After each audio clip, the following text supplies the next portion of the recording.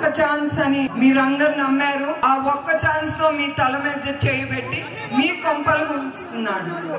ఈసారి ఒక్క ఛాన్స్ తో ఎదురు తిరిగి మీ ఓటుతో ఆ ఒక్క ఛాన్స్ ఇవ్వకుండా ఈ రాక్షస ప్రభుత్వం దించి ప్రజల ప్రభుత్వం అనేది మీ ప్రభుత్వం, మీకోసం పోరాడే నాయకుడు కావాలి. మీకు అవసరం ఏ నాయకుడు కూడా చేయడు. 72% అపజేశారు పోలవరం అంటే ఎంత మనసుతో ఆయన పనిచేసి ఉంటాడో ఆలోచించండి. ఈ పాటికి ఈ 5 సంవత్సరాల్లో పోలవరం అయ్యేది మన అన్నదాతలకి ప్రజలకి నీటే అనే కొరత ఉండేది కాదు. అట్లానే ఇప్పుడు మనం రాజధాని లేని రాష్ట్రంగా తయారయ్యాం. ఆయన కనుక ఉండుంటే అమరావతి వచ్చేది. 3 రాజధాని అంది ఈ ప్రభుత్వం, ఒక్క రాజధాని కూడా తీసుకురాలేకపోయింది ఈ 5 సంవత్సరాలు. అది ఈ ప్రభుత్వం గొప్పతనం. ఒక్క పని చేయలేదు ప్రజలకి, అది మీరు గుర్తుంచుకోవాలి.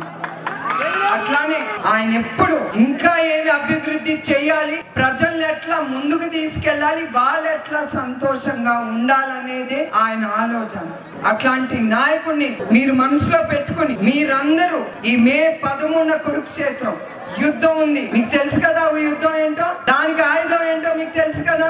ఏం చెప్పండి, స్త్రీలు, ఎస్పెషలీ స్త్రీలు, మీరు అనుకుంటే కుటుంబం అంతా కూడా మీరు తీసుకెళ్లగలరు. మీ స్త్రీలు, యు ఆర్ ద ఇన్ఫ్లుయెన్సర్స్. మీరు కలిసి, మనందరం కలిసి మన ప్రజల ప్రభుత్వం అనేది మన ముందుకు తీసుకురావాలి.